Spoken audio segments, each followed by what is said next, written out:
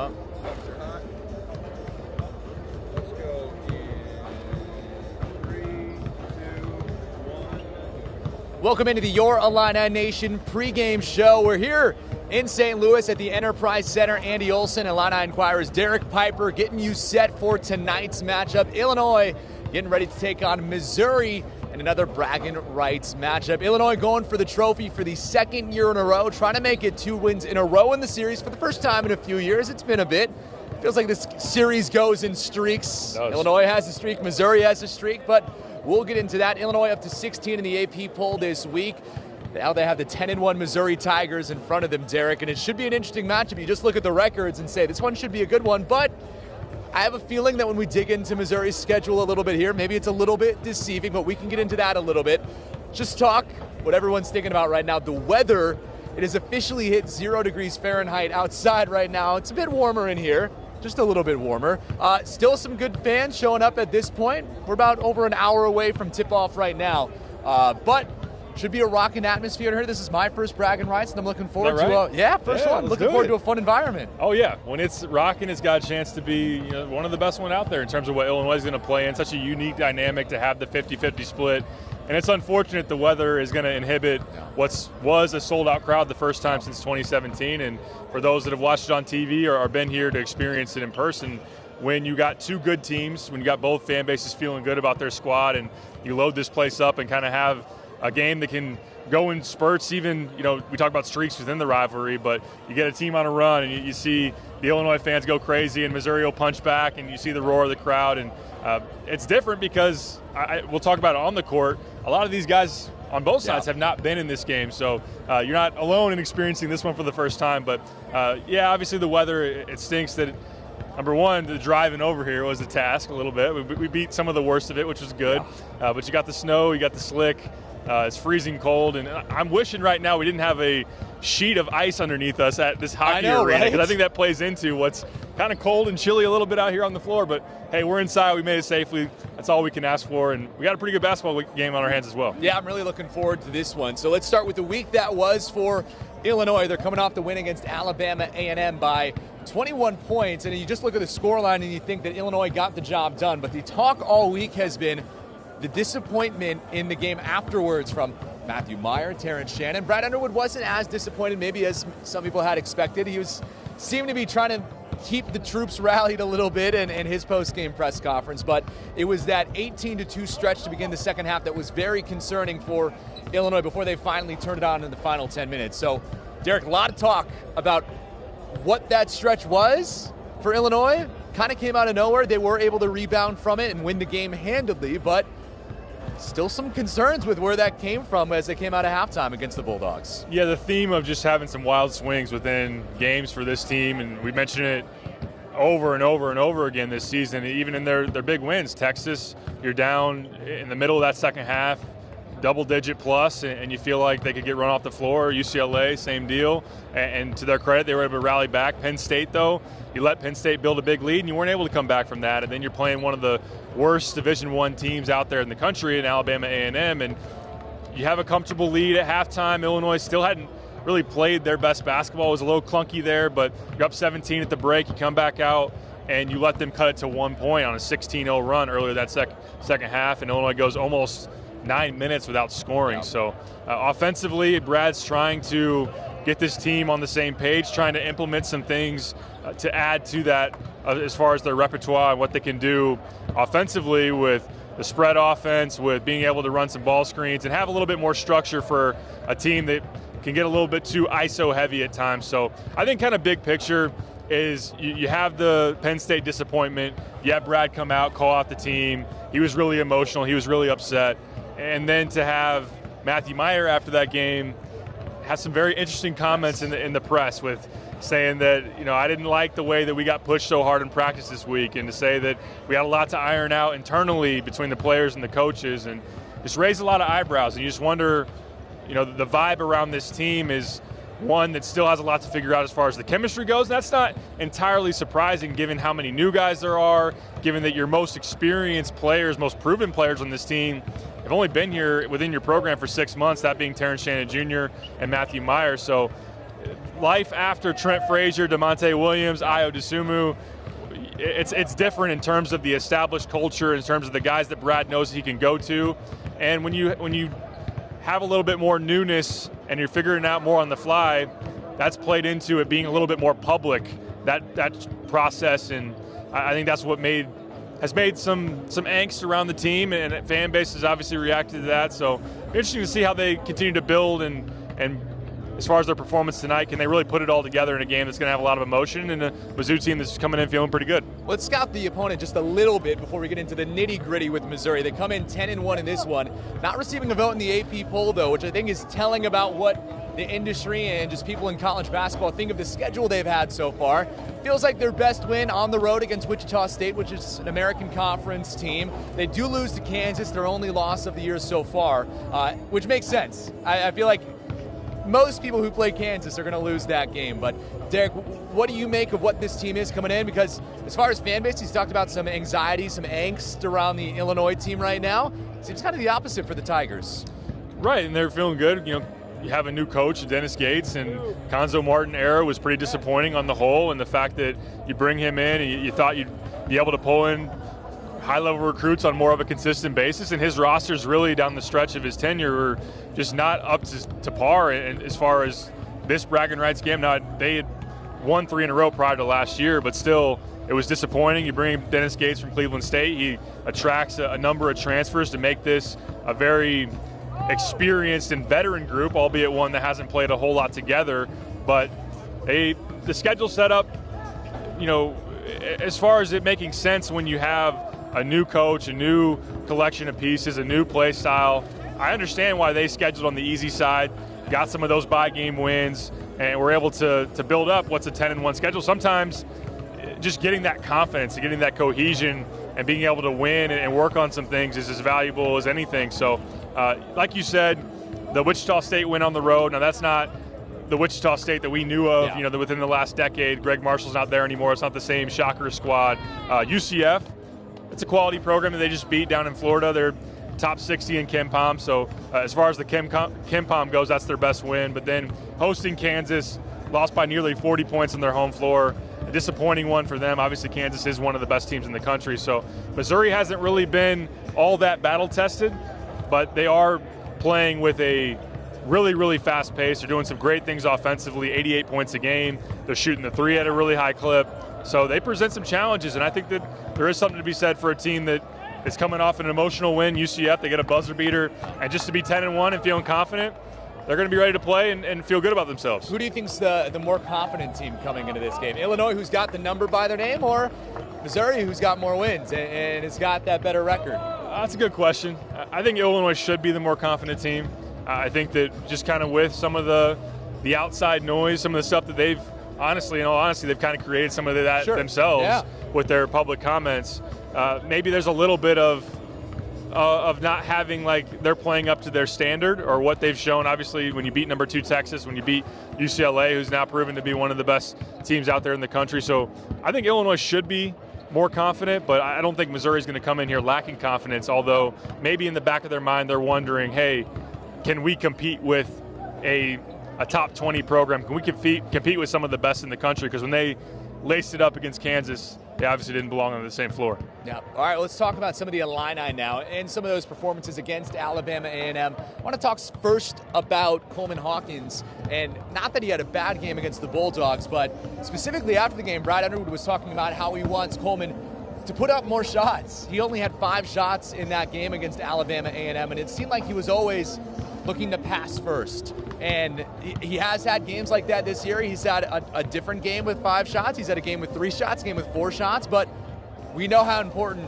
Coleman is scoring for this team. It feels like for Illinois to be successful, he definitely needs to shoot more than 5 times in one game. Oh, there's no doubt about it. You think about taking some pressure off guys like Terrence and Matt. Matt's really got going here recently, averaging 19 points a game over his last 3 outings. We got Terrence going in transition more, get back to getting downhill against Alabama A&M. But just to have, Illinois be able to play up to their ceiling is mixing Coleman right in there and having him be confident enough to take those looks. Now, it's a guy that made 5 threes in the opener against Eastern Illinois. Since then, he shot about 23, 25% from three, so the consistency from long range has not been there. So I don't think that he needs to just look for, I got to take 5, 6, 7 threes in a given night if they're there. But some of the things that have frustrated the fan base, you can hear the groans of the fans at times when he has it 8 to 10 feet away when he's sitting there in the lane and not being willing to go up there and put up a floater or just a very moderate jump shot there. And there was even one play, I was rewatching the game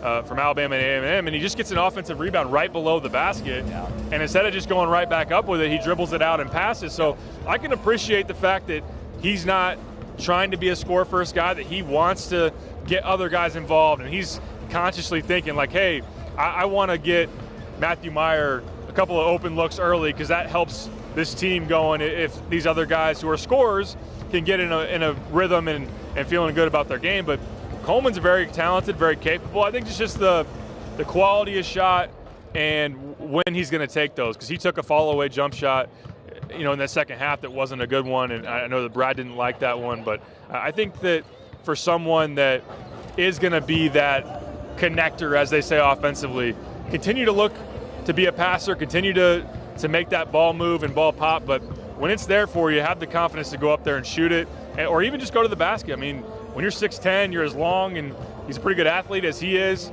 to be able to finish above, height at the rim. And Missouri doesn't really have a ton of that. Their starting center is 6'8", so we'll see if Coleman can up his game a little bit more offensively as far as the scoring standpoint, and he also has to dial down the turnovers. He had 5 turnovers there against Alabama A&M, just a little reckless at times with the turnover. Yeah, and one of the other areas of this team that had been called into question within the past week, Brad Underwood, like you mentioned, fiery comments after the Penn State game, specifically calling out leadership on the team. Only has been one game since then, but Terrence Shannon Jr. was someone that was talked about specifically. What did you make, and did you see any changes in the way that either Terrence has played, other leaders on that team had played against Alabama A&M, that you hope to see continued on later in this game? Yeah, admittedly, we don't get to see everything. We don't get a chance to really see what's happening in those huddles and obviously in the locker room behind the scenes. So for guys, whether they're stepping up in practice and doing the right things that Brad wants as far as leading and holding guys accountable, that's something that Brad's and that team's going to be able to judge a lot more than we are. But I think that for Terrence to get going and being aggressive early in that game, that's something that they really wanted to see, because there's been moments where when Illinois has gone on some offensive lulls, Terrence has just not had the assertiveness or kind of that. I mean, we noticed it out of Io. We noticed it when Illinois could feed the ball into Kofi. Like, when we need one, we need someone to step up and be able to go get that basket. Some of that's leadership. Some of that is saying, okay, guys, I'm gonna right the ship right now. I'm gonna get us going in the right direction. And sometimes it's just being able to go get a bucket. So some of that we saw out of Terrence. I will say when things went sideways there in that second half, the body language was really bad. Yeah. I thought that Coleman was struggling and fighting it, hung his head a little bit, and until Matthew Meyer really exploded, which I know we're going to talk about, it was unclear who's going to be bothered by this, who's going to step up and rally the troops and up the morale of this team and try to just snap out of the funk. Now, it sounds like by what we were told in the post game that Matthew Meyer got vocal in the huddle and that he said this isn't good enough. We're losing to it, or we're getting close with a team that we don't belong with in terms of this being a competitive game. So I like hearing that. It's whether he can continue that forward and have that be a consistent role for him. Yeah, well, let's go right into Matthew Meyer and talk about just the heat that he's found on the court. Ever since the game against Madison Square Garden against Texas, Matthew Meyer's been on, well, like you mentioned, 19 points is what he's averaging per game right now. And this is the Matthew Meyer that Illinois thought that they were getting from Baylor out of the transfer portal, that had been missing for the first month or so of the season so far. We have to see if it continues. Have to see how that balance is played with Meyer scoring, with Shannon scoring, with Hawkins scoring. Because in the games that he's been hot, Illinois hasn't looked very good in 2 of them. So we have to see how that works out. But how important is it that at this point in the year, Meyer has found himself and can start contributing at a level that we thought he could coming in?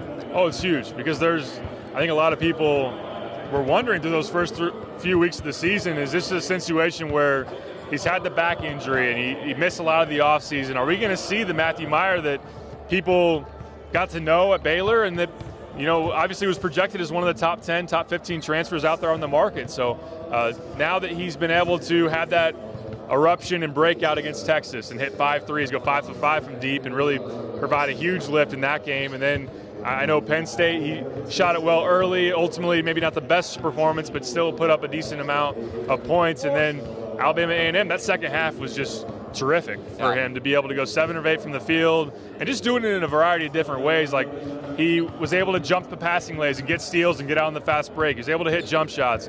And I think in addition to just scoring, I think his rebounding effort has been really consistent and been elevated. I think defensively in that Alabama A&M game in particular was better out of him. I know Penn State, he had some lapses, he had some breakdowns. But for him to play up to his potential and caliber, you think about a game like this, you think about Big Ten play starting back up here just in a few weeks, you're going to need that out of Matthew Meyer to be the type of team that you want to be. So I love it. I love the fact that I don't think his confidence has ever really wavered a ton, but we're seeing him, he gets that smile on his face when he knocked down a three, and you can tell that he's feeling it. And even out here today, he was rocking the sweats, the headset. I don't know if you can call it headset, you call it wireless headphones. And he was getting in a groove, sweating it out, putting up long-range bombs, and they were going down. So I think he's getting acclimated and comfortable. New scene, new environment, and it's good to see him in a groove at this point in the season. All right, and we have to talk about the new addition to the team. Different than what we saw last year with Dane Danger joining the team mid-season. He had already appeared in a game with Baylor. He was not eligible to play with Illinois last season when he transferred mid-year. Zachary Perrin is now with the Illini. His whole recruiting process has been a little interesting, and maybe you can shed some light on that as well. From France, played overseas with them over the summer with the national team. Was originally part of this class of 2022, then got pushed back into the class of 2023. Spent some weeks practicing at a junior college, and now finally has made his way onto the team. He's here tonight, and saw him warming up and everything, his first game with the Illini. But Perrin, adding someone like that, I don't know if he's going to be effective, and you can give your thoughts on this as well at this point in the year. But it's another piece and another weapon for Illinois that is still without Luke Goody, still looking for some guys, and just quality depth pieces for them moving forward. Right, a late addition in that 22 class. Originally, you added him in the summer, and they were looking for another big to add into the mix, and they loved his upside. He was a very highly regarded talent on the international scene, and there was just a question of whether he was going to play college ball or not, and Jeff Alexander got involved with that, and really did a good job. UCLA, Texas, or some other schools that were in the mix, and Illinois was able to get his commitment. The original plan was obviously to get him here for the fall, but academically he was not able to get through admission, so had to go to Sunrise Christian, a prep school, or it's one of the highly regarded high school destinations for basketball. Did not play with that team, wasn't even officially on their roster, but did practice with them, and that was a good environment for him to come over to the U.S., get acclimated just in general of someone that had never been to the United States before, be able to get the academic side cleaned up a little bit, and for a few months to play against some good competition in practice. So now it's a whole nother level of jump up to go to the Big Ten, and obviously going to play against high major competition, and he's only been here less than a week. So we'll see as far as how quickly he can acclimate, how well he can learn the system at both ends of the floor, defensively and offensively. But I think in general, the hope is just to have him be able to play spot minutes behind Coleman Hawkins, behind Dane Deja. If one of those guys gets into foul trouble and you need someone to throw out there to play the 5 a little bit, I know that they've said ideally, if he can play 5 to 8 minutes a game on a given night when we need him, that would be a great boost. But he's very skilled. He's got that kind of European big man type of skill set where he can play outside of the paint, he can dribble it, he can shoot it a little bit, needs to get more consistent with that, but that's something that he can provide with his ability to stretch the floor. And he's really, he's got great skill around the basket too. He's got finish with either hand, good footwork. It's just physically, it is an adjustment to be able to step up to this level. So, but good to have him here, good to be able to develop him at the very least, and then if he can fill in for a few minutes here and there, that'd be a good bonus as well. If you had to make a guess when he sees the court for the first time, what would you say? I'd say Bethune-Cookman. I don't see probably see him here tonight. I mean, Bethune-Cookman, like Alabama A&M, one of the worst Division I teams out there. So if you handle them like you're supposed to handle them, if you're up 30, 35, 40 there in the middle of the second half, why not throw them out there for a few minutes? I think that would be something that wouldn't surprise me. If you aren't able to do that, then you start to wonder when you ultimately see him, because I don't know that you're going to want his first game experience just to be, right when you snap back into Big Ten play against Northwestern. I wouldn't expect to see him tonight just because he just joined the team. So maybe Bethune-Cookman after Christmas, have some time to get some practice reps, and then if you're up big enough in the game, he's able to go out there and just kind of play freely and not be afraid to make some mistakes. That's why the Bethune-Cookman answer surprised me a little bit. I was like, hey, a week and a half after joining the team? Yeah. Go out there, buddy. All right, that's what we have on Zachary Perrin and Illinois. Let's get a little bit of a scouting report on the guys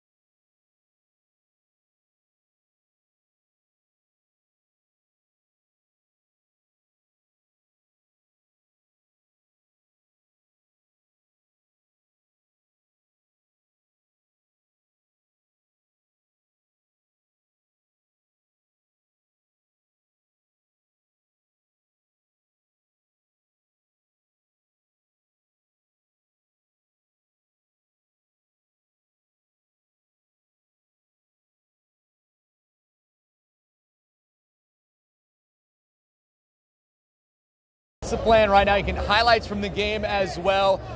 From this one, you can find those online after the game as well. And then wherever you're watching this right now, Facebook, Twitter, YouTube, WCIA.com, or WCIA3 app. Come back here after the game for Brian Underwood's full post-game press conference as well. Hear his full comments from everything that happened in Bragging Rights and see who gets to take home that big trophy. You know, Coleman Hawkins in his media availability said the trophy was taller than one of our own Brett Barons here. So I don't know if that's true. It's definitely a tall trophy. Can we get a stand? We need to get